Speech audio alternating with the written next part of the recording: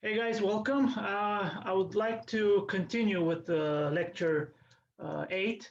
Unfortunately, I didn't have time to talk about matrices of size 3, but even before that, I would like to do one more problem involving matrices of order 2. And this would be, like I said, a continuation of lecture 8. We'll call this lecture 8.1. Probably you have been used with this. Usually, since I don't have time to finish all the lectures, I will do another one. So this is not the recitation. So in the recitation, we'll solve some problems from the worksheet. I think worksheet number 3 at this point, which will involve problems in abstract algebra and linear algebra. So we're done with the abstract algebra. We'll focus only on linear algebra. All right, so let's get started. Like I said, there is this one problem that I didn't have the time to finish, and I would like to do it now. All right, so the number, I think it was problem number 6, which says the following. It's a very beautiful problem. It was given at some Romanian Olympiad, National Olympiad, but I think it was, I don't know the year exactly, I might be wrong, but I think it was something like 1988. Anyway, it's a very beautiful problem, and I'd like to show you two solutions, two ways of doing this, of solving this problem. Well, I would say that both ways are somewhat equivalent. So the problem states the following: let A be a 2x2 matrix with, I think it was real entries or complex. Anyway, it doesn't matter that much. Such that, I think it was, there were complex entries, but anyway, such that the absolute value of the trace is greater than 2. The problem asks us to show that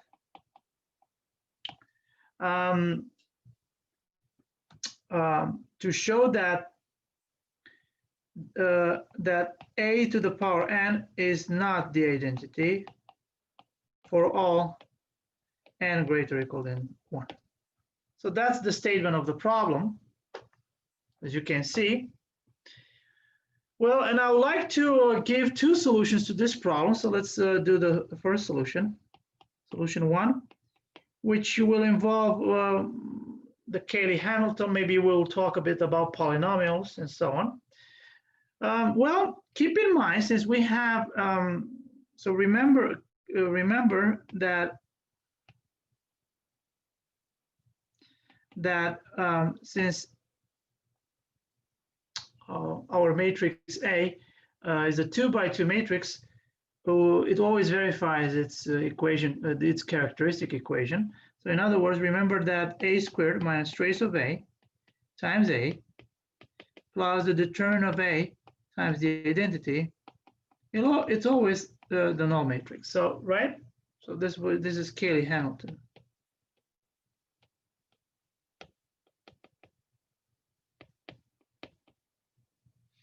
Okay. So remember we have this. And now what we're going to do is the following. We assume by contradiction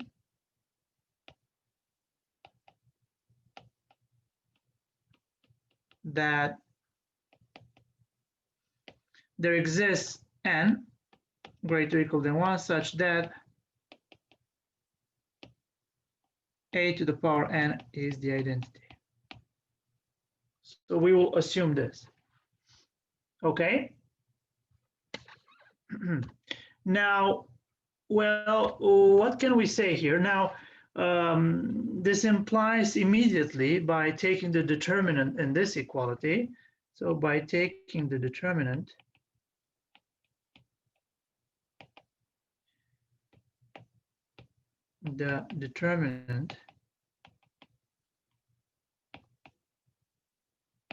it follows that what? That the determinant of a to the power n is 1. So this means that the determinant of a belongs to this set plus minus 1. Minus 1 and 1. All right, so we have this piece of information at this point. Now, now let's consider the following two polynomials, and this is how I'm going to play with these two. So consider the polynomials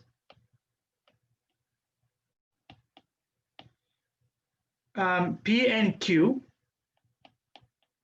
right? Let's just say that in R with real coefficients defined by the following. And the first polynomial, P of X, will be defined in the following way. So this would be X squared minus U times X plus V, where these guys, U and V, where U is nothing else than the trace of, which is of the entries, right? So trace of A. So this will be the coefficient, which is, we know that in absolute value is greater than 2, right? And this guy V has these values, is the determinant. Let's write it.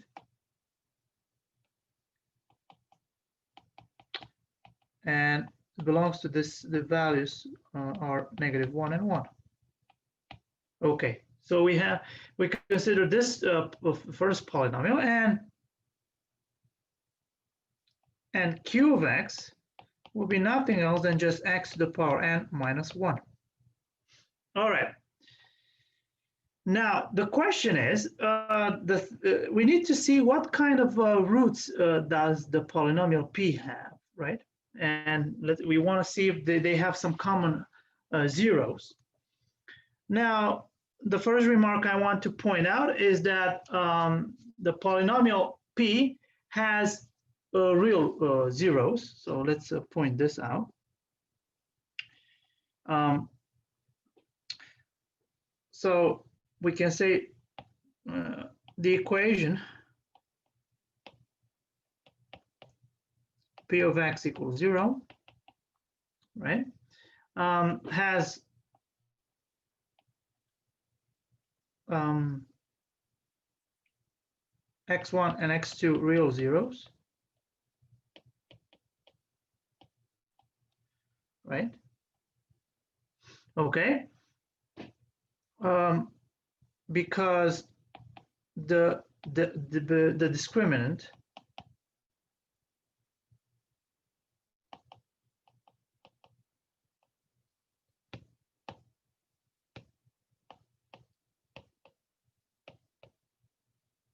let's say delta of P of X will be nothing else. If you look at the discriminant, this is nothing else than just U squared minus 4V, which is positive. So since the discriminant is positive, you know, this holds true because U squared will be greater than 4 and V will be plus minus 1. So there is no problem for this to be positive. Now, the thing is that these roots, x1 and x2, cannot be the roots of G, cannot be the zeros or the roots of Q, sorry, of Q of X. Well, why is that? Well, if they are, so if x1 and x2 are,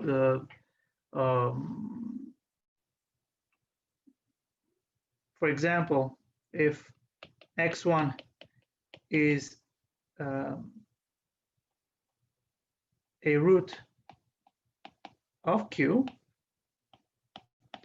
then it follows that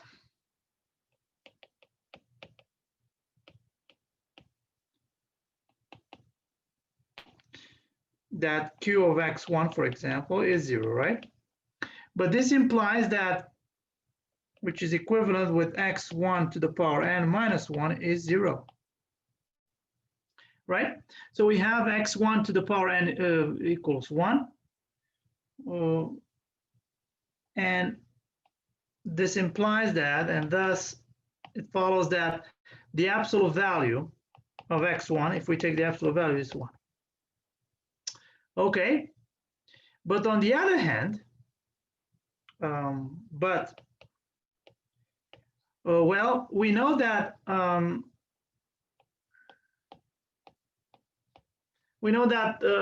x1 is the root of p. So this implies that x1 squared minus ux1 plus v is 0, right? Well, we also know that x1 is an absolute value equal to 1. So this implies that if we look at it, and this implies that, this implies what? If we want to look at it, let's take the absolute value of u is nothing else than the absolute value of u x1, right? Because the absolute value of x1 is 1. So there is no problem for us to do this, which is the absolute value of x1 squared plus v, right? But this, by applying the triangle inequality, is less or equal than the absolute value of x1 squared plus the absolute value of v, right? So now, since we have this, but this guy is 1, so this is the absolute value of x1 squared plus the absolute value of v, which basically, this is equal to 2, right? Because the absolute value of 1 is v is plus minus 1, so but we know that this is greater than 2, so we get the contradiction. This is false, right? Keep in mind that this guy we have it here. Look, so we obtain a contradiction. So this means what? So this means that x1 cannot be the root of q. The same thing happens for x2. So this means that f and g do not have any common roots. Well, this implies that, therefore,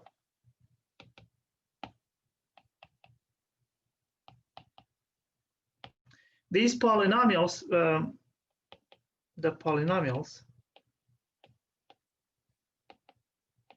P and Q are relatively prime.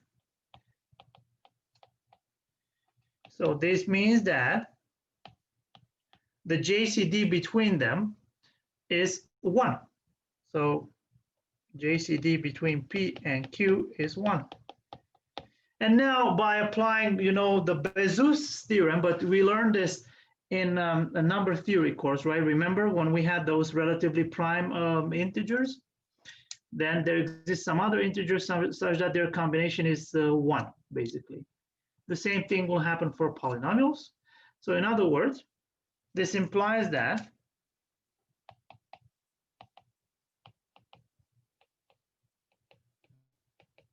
there exist polynomials, let's say PQ, FG, let's say F and G in R of X, such that F times P plus G times Q equals 1, right? And when I say here, I say, okay, of course, here is the F of X times, right? Okay, let me write it here. F of X times P of X plus G of X times Q of X equals 1. So we have that. Now we can plug in, so now take X to be A, matrix A, and we have the following. So we have that what? We have that F of A times P of A plus G of A times Q of A equals the identity. But now let's see, P of A was the P of A will be 0 because of the Kaylee Hamilton, and Q of A again will be 0 because of the assumption, right? A to the power, we assume by contradiction that A to the power n there exists an n such that A to the power n minus the identity is 0. So this is how Q is defined. And this will be nothing else equivalent to O2 equals the identity, which is false. So where did we get this contradiction? Let's go back, and we got the contradiction from here. Look here. Assume by contradiction that there exists an n such that A to the power n equals the identity. So this means that this cannot hold true.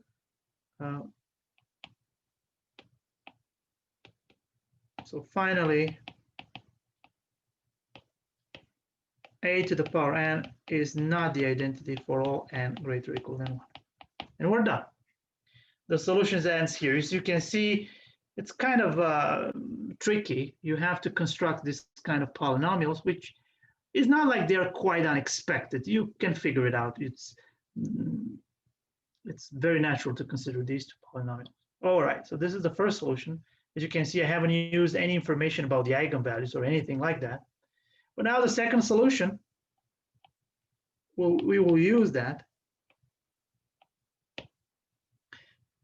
Again, let's assume by contradiction. So that there exists an n such that A to the power n is the identity. Right? So we have this. Okay. And now what I'm going to do is the following. Let's consider, so let lambda 1 and lambda 2 be the eigenvalues of the matrix A. Since A to the power n is the identity, this implies that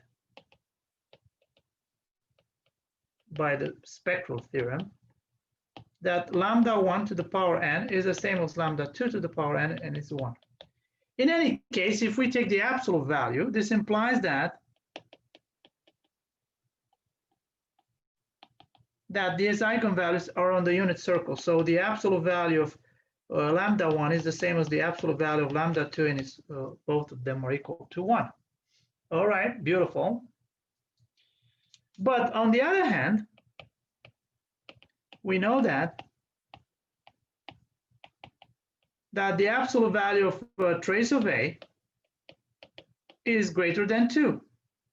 But this is nothing else than just the absolute, the trace of A is the sum of the eigenvalues, so this is greater than 2. Okay, strictly greater than 2. Now again, by the triangle inequality,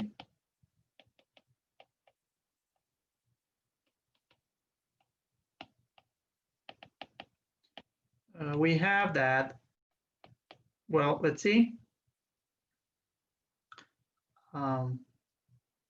So 2 less than the absolute value of trace of A, which is the sum of the absolute, the sum of lambda 1 and lambda 2 in absolute value, and by the triangle inequality, this will be greater or equal than the absolute value of lambda 1 plus the absolute value of lambda 2. But these two guys will be 1 plus 1, which is 2. So we see we got the contradiction. So again, this is a contradiction. So we achieved a contradiction.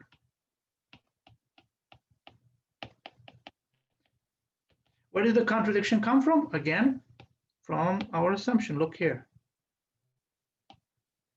So the conclusion follows.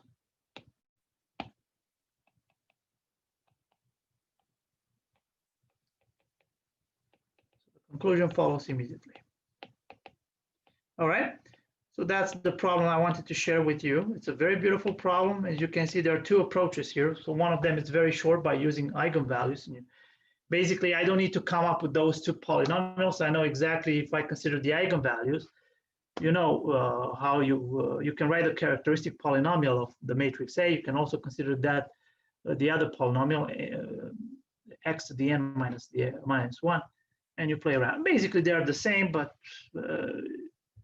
if I employ the eigenvalues, it's kind of short. I don't need to come up with those two polynomials. They're implicit, they're implied already in the second solution. Anyway, this is a very beautiful problem that I wanted to show you, to share this with you. Unfortunately, I didn't have time in my the lecture. That's why in the first lecture, that's why I wanted to continue with this. All right, so I think this sums up basically all the techniques I wanted to show you for 2x2 matrices. Now, what I would like to do is to go with matrices. So we said at the beginning, let me look at the beginning. So we said matrices of order 2. Now I'm going to do matrices of order 3.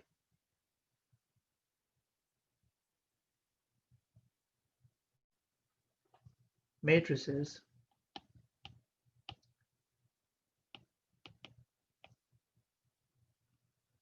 of order 3.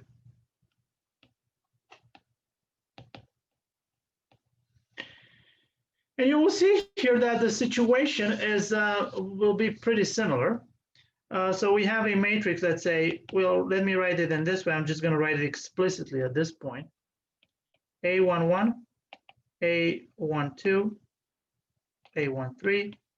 So these are the entries, A21, A22, A23, A31, A32, A33. So this is my matrix A. Let's just say it's 3 by 3, and let's say these are complex entries. So these entries are complex.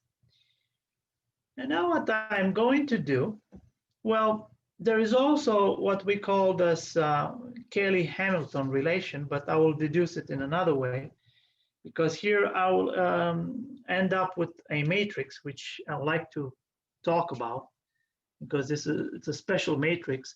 And also, this special matrix, it's very important when we compute the inverse of the matrix A.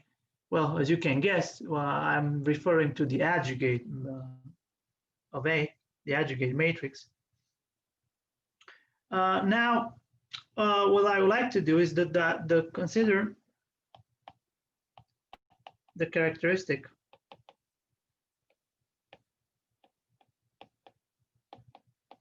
polynomial of A, and I'll write it here. So this is PA of lambda.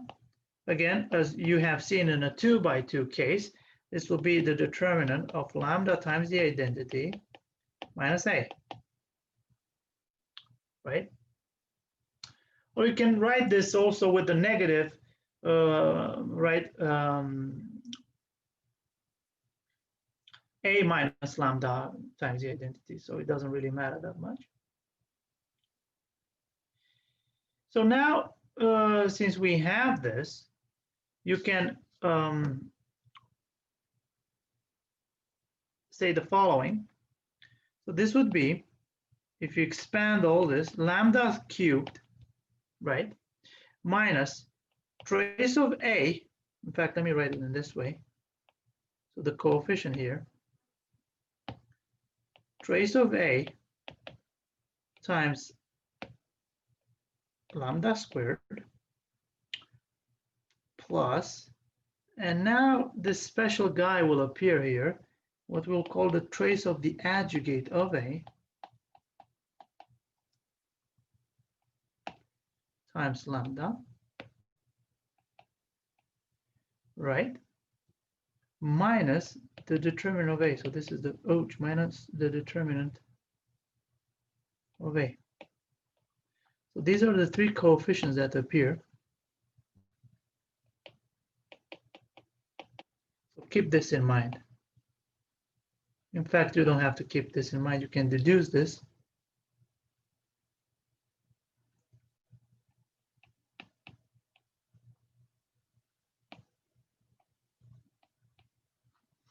right? So this is the relation for 3 by 3. Kaylee Hamilton for anyway. This is the characteristic polynomial for 3 by 3, and here this guy here, which is the trace of the adjugate. Let me mention ADJ of A is the adjugate matrix of the matrix A. And we'll see how this will behave. We'll talk about the adjugate. But first, I'd like to say one thing. Well, the Kaylee Hamilton implies that PA of A is 0, 3. This is nothing else than just equivalent with, let's write it again, A cubed minus trace of A times A squared plus the trace of the adjugate of A times A minus the determinant of A times the identity will always be the null matrix. And this is what we call the Kaylee Hamilton equality. So this is what we call the Kaylee Hamilton.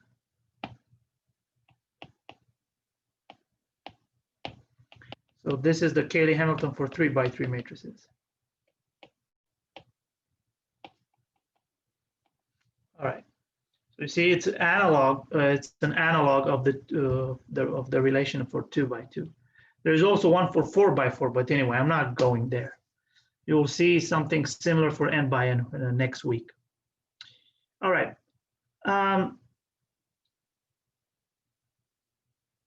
Well, I was thinking of giving you the exact coefficients, how they are obtained, but probably next week when I will talk about n by n matrices, you will see the entire picture. You'll see how we derive for 2 by 2, for 3 by 3, and everything will make sense. Everything will be just perfect. Will fit perfectly into the picture.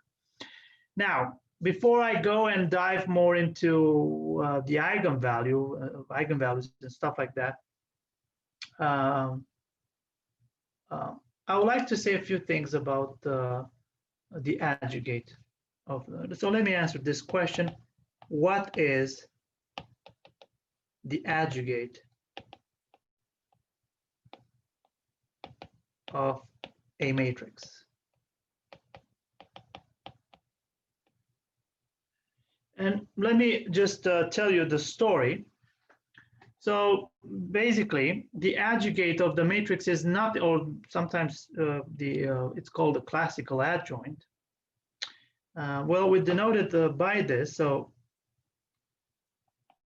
the adjugate of A, right? So this is how we denote it. We have seen, and this is nothing else than just the complement, the transpose of the cofactor matrix, where C is the cofactor matrix.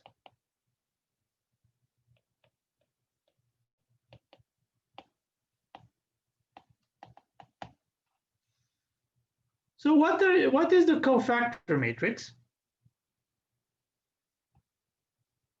So this cofactor matrix C will have the entries, let's say Cij, right? Or ij from 1 to n. And this Cij with the entries Cij, this complements, these are nothing else than just the complements, algebraic complements. So it's negative 1 to the power I plus j times the minors, mij. So these are the minors. And then we transpose this matrix, and then we get the adjugate. So this is the adjugate. Now, an important property is that this adjugate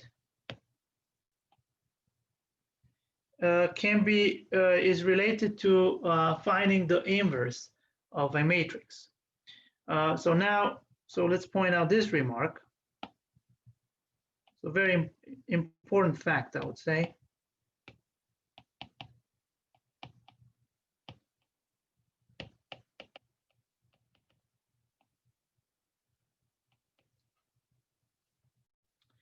if A is non-singular,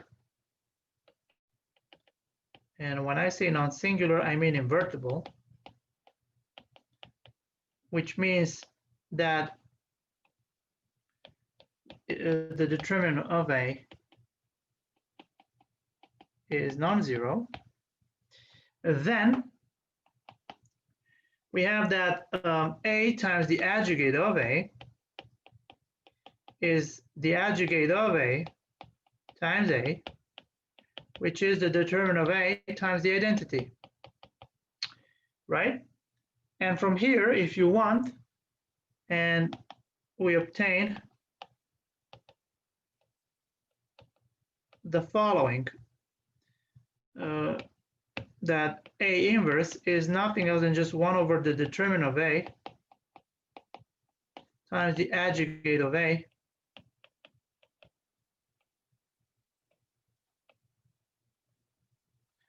So that's the formula for the inverse of the matrix. Now let me give you a simple, before I dive into the properties of the adjugate, let me give you an example so that you can see how this, so a quick example, how this adjugate operates. For n equals 2, so we have, let's say A has these entries A, B, C, D, let's say. So this is a 2 by 2 matrix, let's say with complex entries. Anyway, it doesn't really matter that much. And now let's compute the adjugate. So we're interested to compute the adjugate of A. So we said that we take the complements of this, right? So let's look at the matrix. So first we take the matrix A and we find the transpose, right? The transpose of A, so it's A, B, C, D in this way, right? So we just transpose the rows will become columns, right? And now we're going to compute the algebraic complements of each one of them. So let's see, C11. So the algebraic complements of this, right? In fact, let's compute it here of the. So C11 is what? Is negative 1 to the power 1 plus 1 plus the minor M11, which is, let's write it here. So this would be M11 is D, right? Now C12, this guy will be negative 1 to the power 1 plus 2 times M12. So this will be negative times the minor M12. The minor will be B, so it's negative B. And let's see, C21 is negative 1 to the power 2 plus 1 times the minor M21. So the minor M21 is C, is negative C. And the last one, finally, this is negative 1 to the power 2 plus 2 times the minor M22. So this would be M22 is A, right? All right, so the adjugate, of A is nothing else than just this matrix. So let's put it. The first one was, let's look here. So this was D, negative B, negative C, and A. So it's, I'm going to put it like this: D, negative B, negative C, and A. That's the adjugate of, right? So let me write it like this. So the adjugate of A is nothing else than just this matrix, this 2 by 2 matrix. All right, so that's how we compute. So 2 by 2, we can write it explicitly. And now let's see some properties of the adjugate.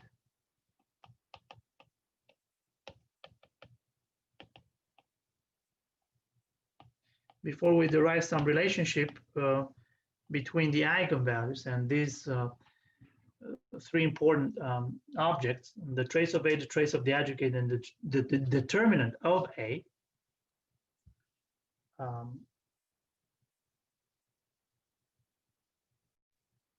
Let's see the properties of the adjugate. The first one is that the adjugate of the identity will always be the identity. There is no other way. Another property is that the adjugate of a matrix to the power m is nothing else than just the adjugate of A, everything to the power m, for all m.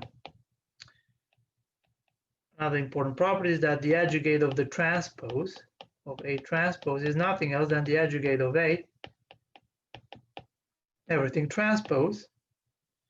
And fourth one, which is the adjugate of the product, is nothing else than the adjugate of B times the adjugate of A. This is these are the properties of the adjugate. I mean, the most important, I would say. Well, there are some others which can be given as exercises. I think I put this as exam problems in my linear algebra class. For example, let me write them in this way. The determinant of the adjugate, they're just very simple exercises of A, is nothing else than just the determinant of A, everything to the power n minus 2. Oh, sorry, n minus 1, I'm sorry.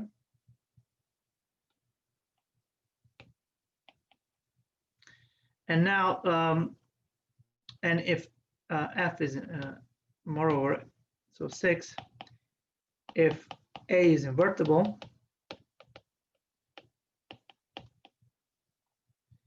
then we have the following property. Then we can say that the adjugate of the adjugate of A is nothing else than just the determinant of A, everything to the power n minus 2 times A.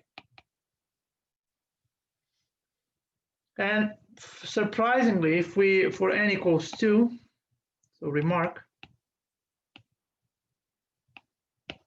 for n equals 2, we have here the following. So we will have that the determinant of the adjugate of A, this is nothing else than just the determinant of A. And the adjugate of the adjugate of A is nothing else than just A. So this is what happens for n equals 2. All right, so these are the properties of the adjugate. Now I would like to see what is the relationship between, so the next question we would like to address, so that was question 1. Now question 2, what is the relationship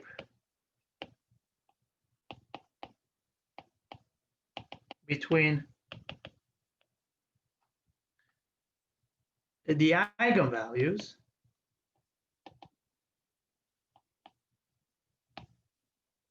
of a 3 by 3 matrix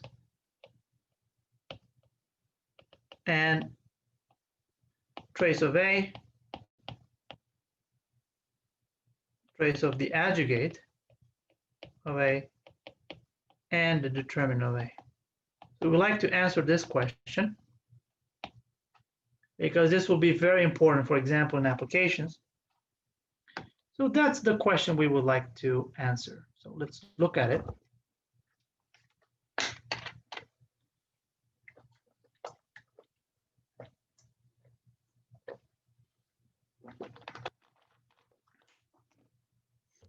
Okay. Now let's write up the characteristic polynomial again. So recall the characteristic polynomial.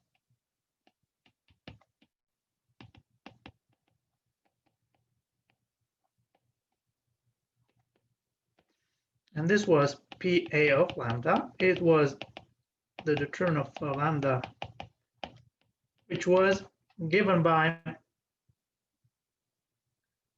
well, it doesn't really matter. It's a minus there. I don't care. So it's lambda cubed minus what was it? Trace of A lambda squared plus trace of the adjugate of A times lambda minus the determinant of A. Anyway, you can have a negative there, but I don't care that much, because when I set it equal to 0, it doesn't really matter. Okay. So the roots, let's say the zeros of the equation of the characteristic equation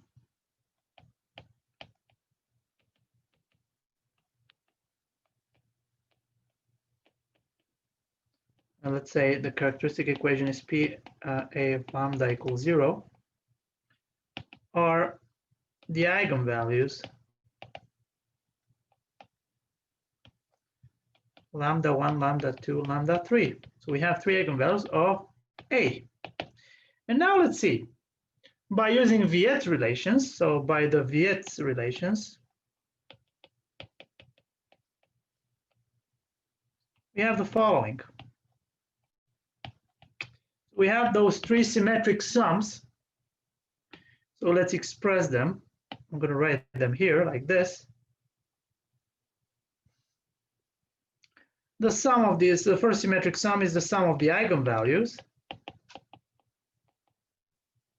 which will be -1 to the power 3 times A2 over A3. So this will be negative, so it will be trace of A, right? Now the second one will be lambda 1, lambda 2 plus lambda 2, lambda 3 plus lambda 3, lambda 1. This guy here, if we look, it will be the trace of the adjugate of A.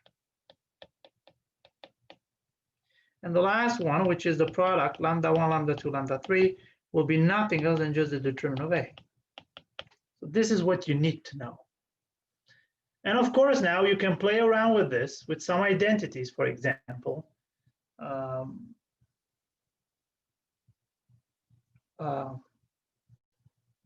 For example, you can deduce something about the trace of A squared in terms of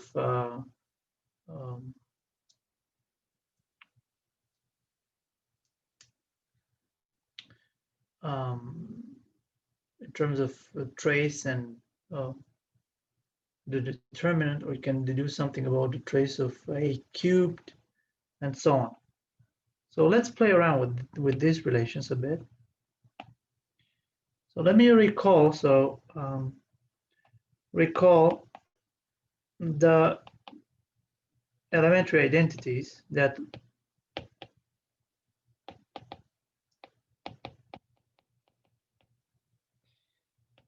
and remember those identities, we did them in a very first lecture, and they said the following. The first one was x cubed plus y cubed plus z cubed minus 3xyz is nothing else than just x plus y plus z times x squared plus y squared plus z squared minus xy minus yz minus zx. That was the first one. And the second, in fact, we had 3 of them. So let me recall all 3 of them. The last one was something like this: x plus y plus z, everything cubed, minus x cubed plus y cubed plus z cubed is nothing else than 3 times x plus y times y plus z plus x, right? And the third one was this guy here.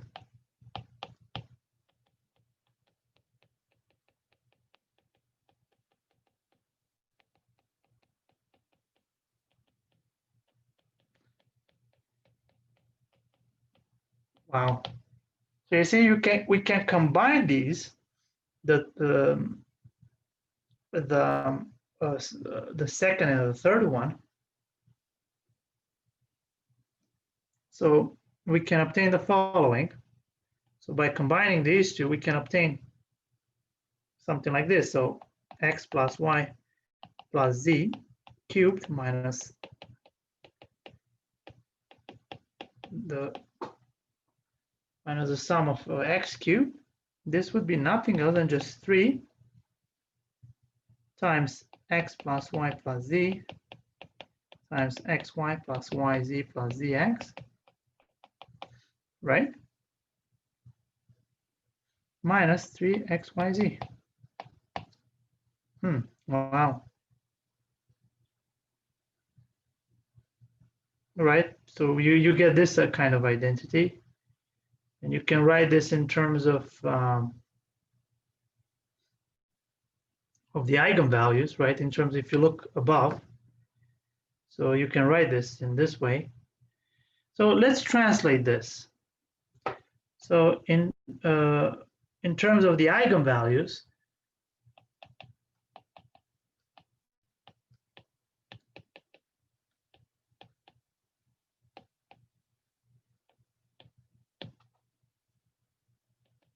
of a matrix A, we have, let's see, what do we have? So the first one will be, keep in mind that if lambda 1, lambda 2, lambda 3 are the eigenvalues of, well, I keep citing the spectral theorem, but anyway, I'm not gonna say it directly. Next time I'll state it for n by n matrices. But anyway, let's. So like I said, if lambda 1, lambda 2, lambda 3 are the eigenvalues of A, then lambda 1 squared, lambda 2 squared, lambda 3 squared are the eigenvalues of A squared, and so on. So the first identity we can write it in this way. So let me write it like this. It's the trace of A cubed minus 3 times the determinant of A, which is the trace of A, times the trace of A squared, minus, look here, the trace of the adjugate. Wow. So there is a way to express the trace of the adjugate, and as you can see, it depends on the powers of the trace. Well, we will see an example of problems where we use this identity. All right, let's see another one. For example, the one that we obtained the last time. So this would be the trace of A, everything cubed, minus trace of A cubed is 3 times the trace of A times the trace of the adjugate of A minus 3 times the determinant of A, right? So you see where you obtain this kind of things. These hold true for 3 by 3 matrices. So they will follow immediately from the above identities. And we can play around with them. For example, if the trace of A is 0 and the determinant is 0, then trace of A, everything cubed is trace of A cubed, for example. So there are plenty of problems like this. Well, let's do some of them. So I have a couple of problems that I would like to do. Let's see. Problems. I don't recall exactly. Okay, I'll call problem 1.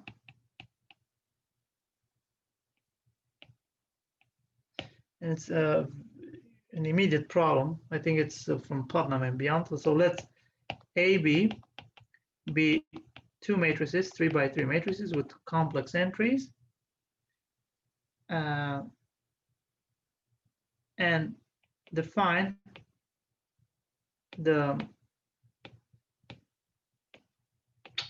again, we have seen for 2 by 2, we define the Lie bracket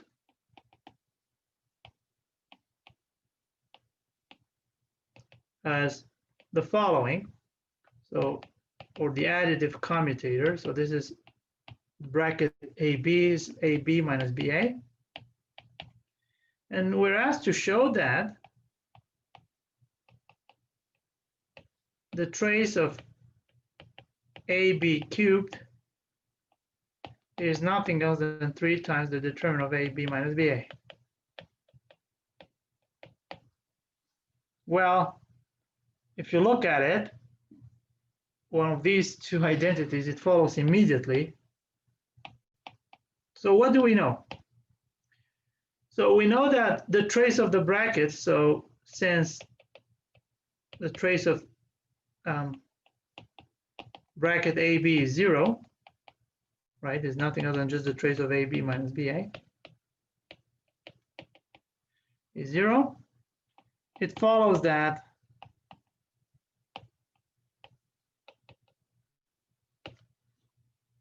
the trace of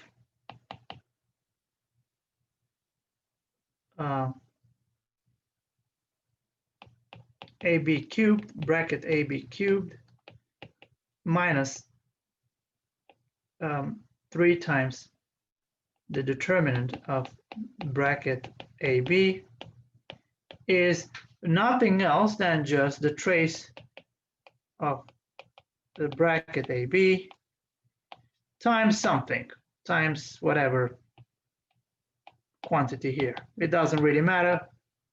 At this point, this guy is 0, so we're done. So it follows immediately. So it follows that, the conclusion. Anyway, this was immediate, right?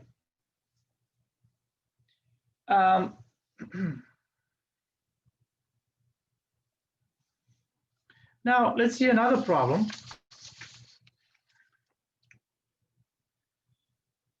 So problem 2.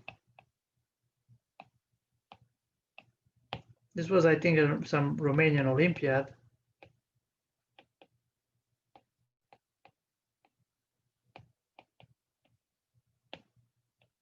2003, I don't recall exactly, but anyway, the problem states the following.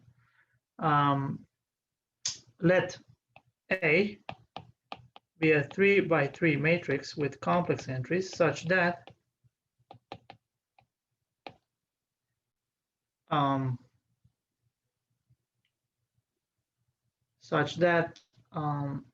trace of A is the same as trace of A squared. It's 0. Okay? Show that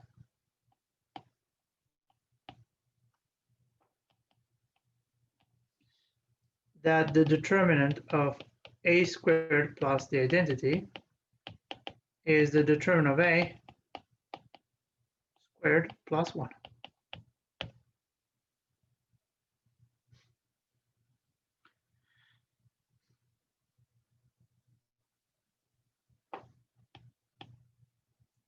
So we have plenty of options here if you look at the problem.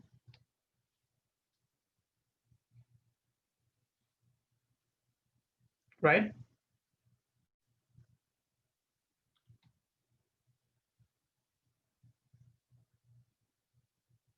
So what options do we have? Well, you can either, well, let's consider let lambda 1, lambda 2, lambda 3 be the eigenvalues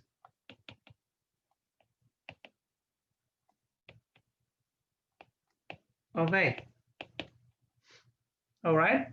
And we know that the trace of A is the same as the trace of A squared equals 0. So we know that, let's translate this in terms of eigenvalues. We know that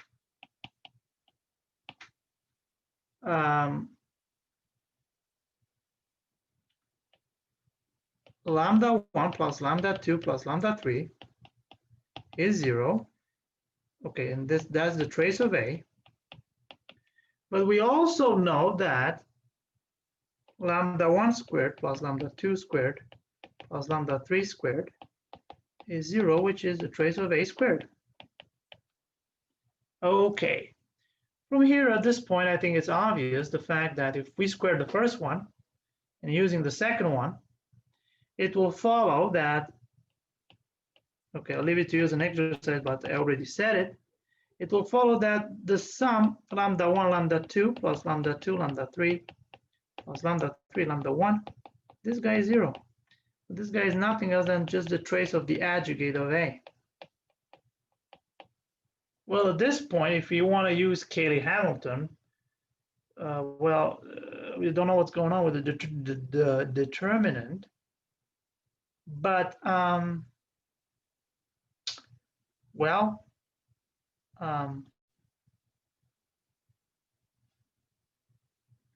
you can say that A cubed is nothing else than just the determinant times the identity, right?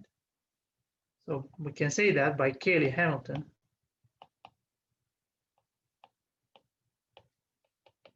We can play around in many ways here. We have that.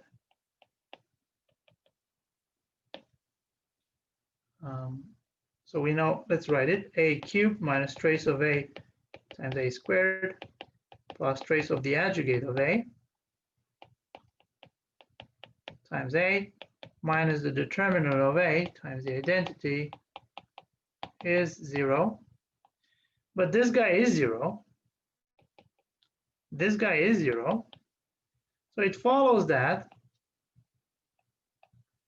A cubed is nothing else than just the determinant of A times the identity. So we have this. But we have to prove something about the determinant of A squared plus I. So this kind of relation doesn't help me a lot. So maybe, I don't know how it will help me. But anyway, maybe I should look at this guy and maybe I could do something about it. So maybe I shouldn't use the Kaylee Hamilton just like that. Maybe I should use the characteristic polynomial. So let's see. The characteristic polynomial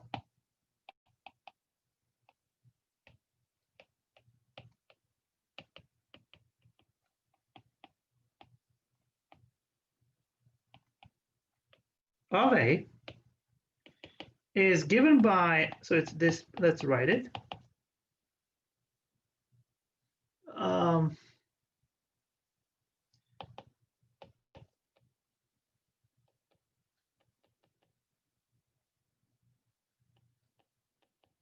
Right? So this is lambda cubed minus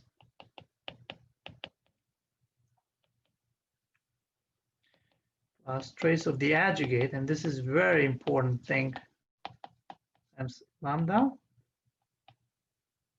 sorry, minus the determinant of A. But now, my characteristic polynomial actually, we know that this guy is 0, and this guy is 0. So this is, so P of A, PA of lambda is nothing else than just lambda cubed minus the determinant of A.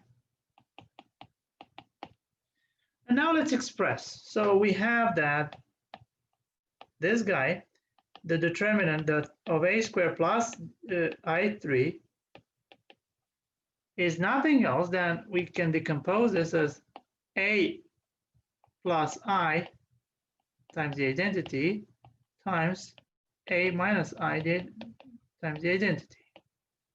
Or if you want, this is nothing else than just PA of I times PA of minus I.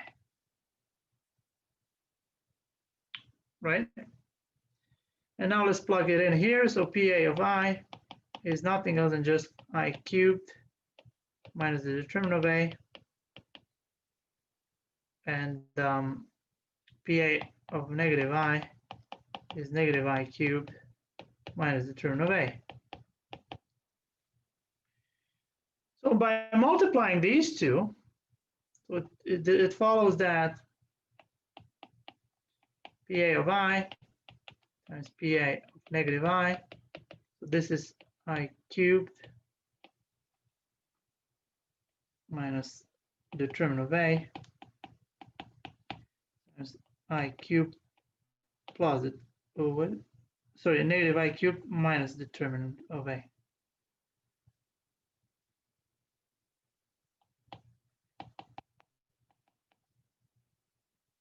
And once you multiply these, it will give you nothing else than just, well, I'll leave it to you as an exercise to show that this is the determinant of A squared plus 1. So everything here will be, because this will just vanish. I cubed, so it will be, yeah, I cubed determinant of A. So plus negative I cubed determinant of A plus. No, so yeah, and you'll have A to the 6th.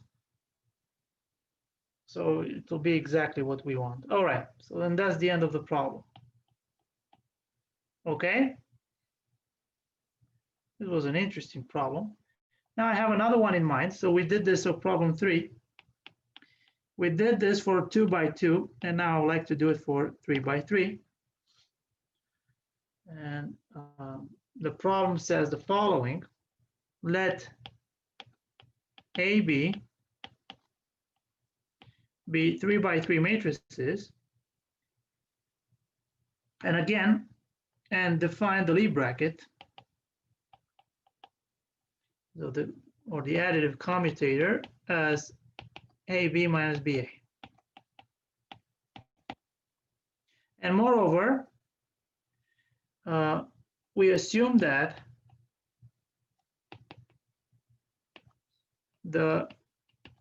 this commutator is A. So in the case of 2 by 2, we show that A squared is 0. Now show that A cubed is 0.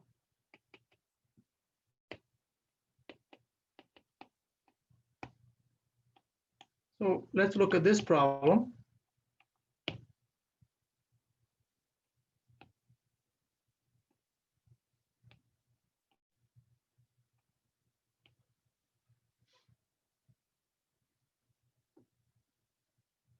Right?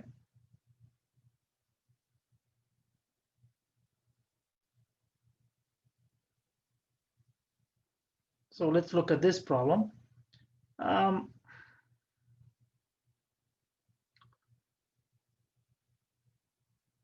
And you see, now we have to show, okay, let's look at this commutator. So clearly,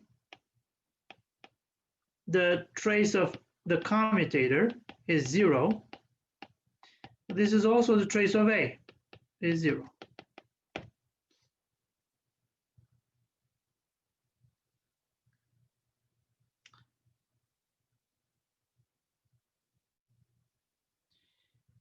So maybe now we can look at the trace of A squared. So now we look at trace of A squared, which is nothing else than trace of the commutator squared. Or if you want, you can break this in the following ways: trace of the commutator times the commutator, but the commutator is A, so you can say this is trace of A times the commutator of AB. And if you want to write this explicitly, this would be nothing else than just the trace of A times AB minus BA. And this is, if you want to, this trace of AAB minus trace of ABA, which again, by linearity of trace, so this would be AAB minus trace of ABA. And again, this will give 0. So at this point, we know that, so let's write this. At this point, we know that trace of A is the same as trace of A squared, and it's 0. So we know that if we employ the eigenvalue, so by previous considerations, this follows that the trace of the adjugate of A is 0. So by Kaylee Hamilton,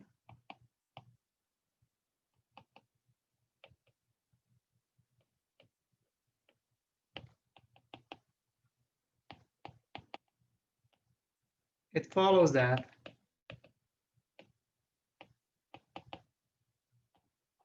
what? Well, let's write it: A cubed minus trace of A times A squared plus trace of the adjugate of A times A minus the determinant of A times the identity is the null matrix. And now we know that this is 0. This guy is 0.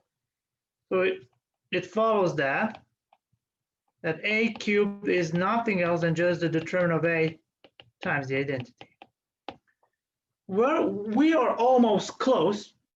We're very close. The only thing we need to show is that the determinant of a is 0. Maybe if this guy is 0, if this guy here is 0, we don't know that yet, we're done. So how should we prove that this is 0? This is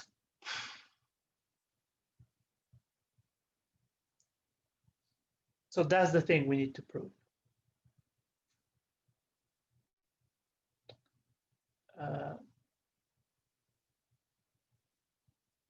Or maybe if we prove that the trace of a cubed is 0, maybe we are done. Or maybe that. So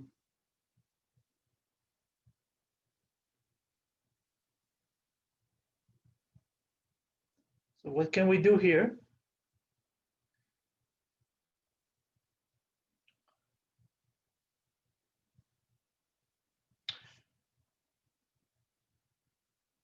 Well,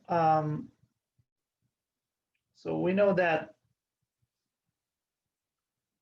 maybe we can use one of these identities. Let's go back and let's look.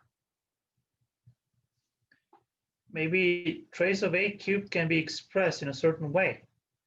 Maybe I can find the determinant, and I can say that the trace of a cubed is 3 times the determinant. So clearly from the first problem, if you want, so clearly we have that. So from problem 1,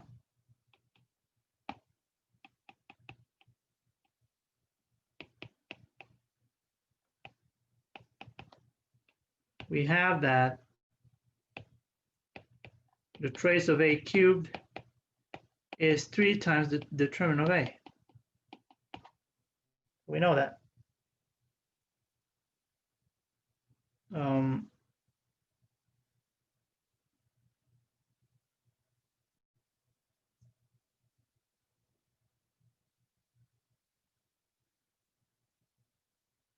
So if we show that the trace of a cubed is 0, so if we show that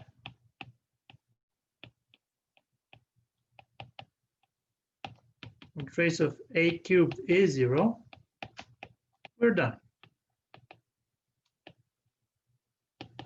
That's what we need to show.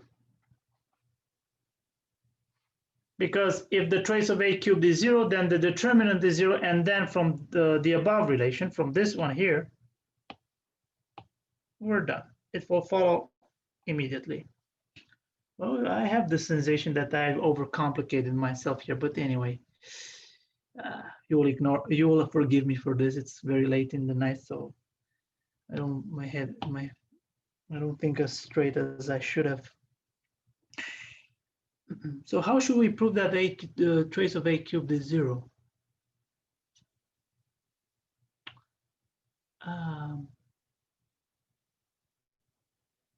Well, let's not forget who a cubed is. So let's do the following trick. So we have that trace of a cubed is, pay attention, we don't forget that is the commutator there, is the trace of, well, you can play around with the commutator if you want, a squared times the bracket AB, and this would be the trace of, let's write it, a squared times AB minus BA. And now multiplying, this would be the trace of a cubed, or maybe let's leave it like this so that you can see it better. A squared AB minus a squared BA, which will give us nothing else than just the trace of a squared AB minus the trace of a squared BA. But now this guy And I'll leave it to you as an exercise to see that this guy is actually 0. Again, I apply this property. The trace of xy is the same as trace of yx. So you can figure it out. I want you to figure it out, which is x, which is y. So this is true. And now, since trace of a squared is 0, it follows that the determinant is 0. So we know that this guy is 0. Look at it. So this means that this guy is 0, and we're done. This implies that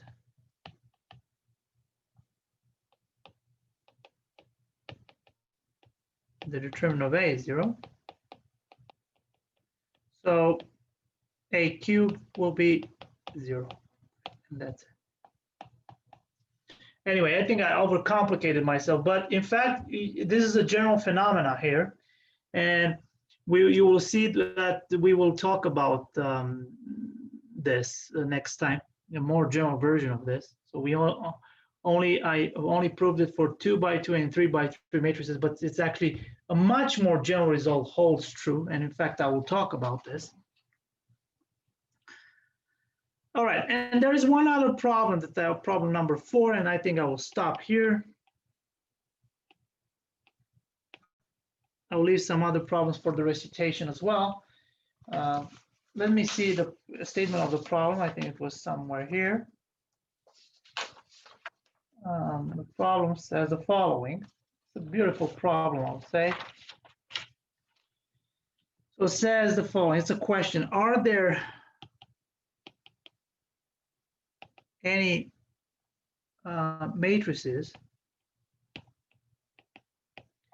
A, B in M3 of C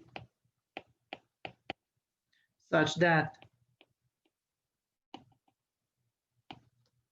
AB minus BA squared is the identity? That is the question.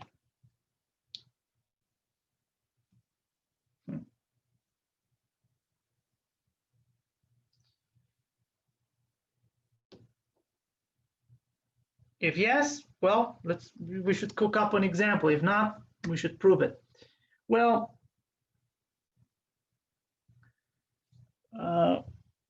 of course, if we look at the without the square, you know, there is this classical problem where the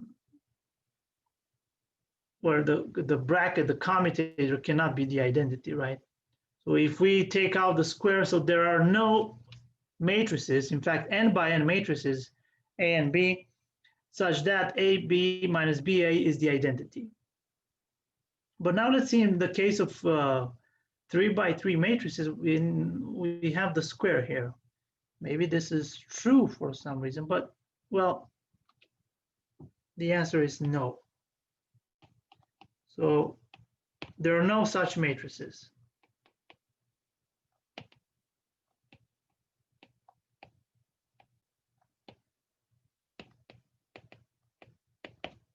Let's prove it. So assume that they are. So assume by contradiction that there exist matrices A, B, 3x3 matrices, such that AB minus BA squared is the identity. Okay, let's just assume this. Well,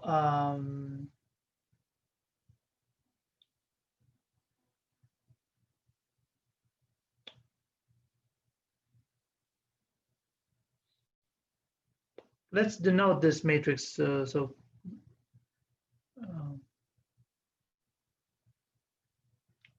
So what do we know? That this guy, so if we take the trace here, so let me denote this by the bracket so that I will simplify the notation. So by taking the trace,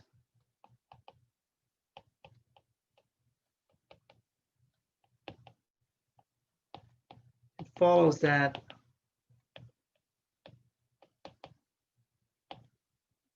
the trace of bracket AB squared is the trace of the identity, which is 3. All right, great. I know that trace of this squared is 3. But on the other hand,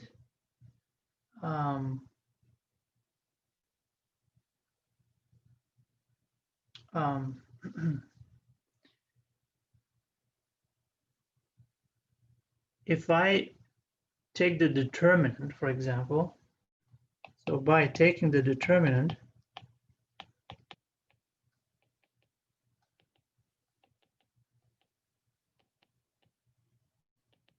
it follows that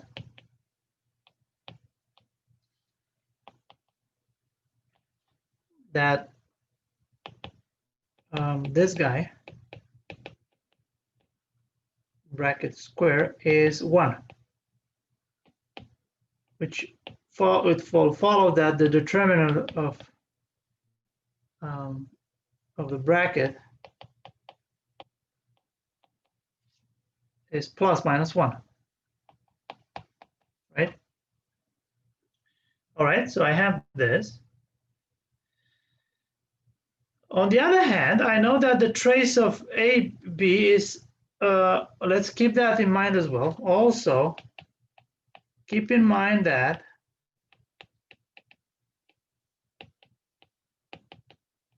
the trace of the bracket AB is 0. All right, again, by problem 1, we know that. We also know that we're basically analyzing all the possibilities so that we can get a contradiction. We also know that the trace of, so from problem 1, AB cubed is 3 times the determinant of AB. So bracket AB, sorry.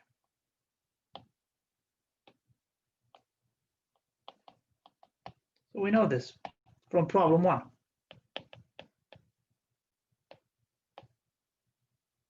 Okay. So this means that this guy, and now let's multiply. Well, we know that bracket AB squared is the identity. And by multiplying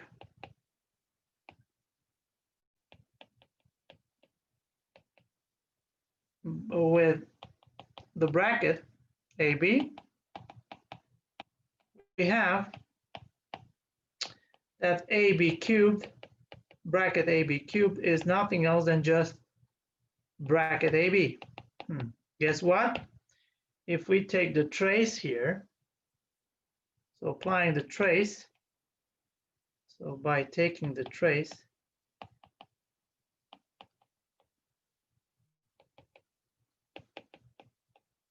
it follows that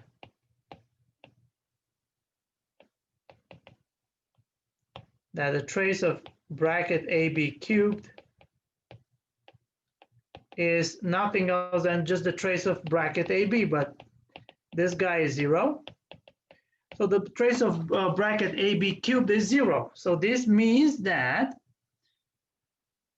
so the determinant of the bracket is 0. But that's in contradiction with the fact that the determinant of the bracket is plus minus 1, as we have seen here. Look here.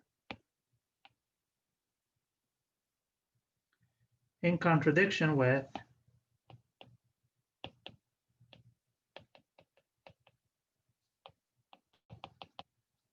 the fact that the determinant of the bracket AB is plus minus 1. So we got a contradiction, we're done. So there are no such matrices. All right, guys, I think I'm gonna stop here. Well, I think I gave you a bunch of examples of how to operate with the notions we learned for 2x2 and 3x3 matrices. I think in the recitation, I will do some other type of problems. You will see some other things. Yeah, with different problems, so involving matrices of order 2 and 3. Some of them are really beautiful problems. Some others are taken from the previous Putnam exams. So I think I'll stop here with the second part of the lecture. Thank you very much.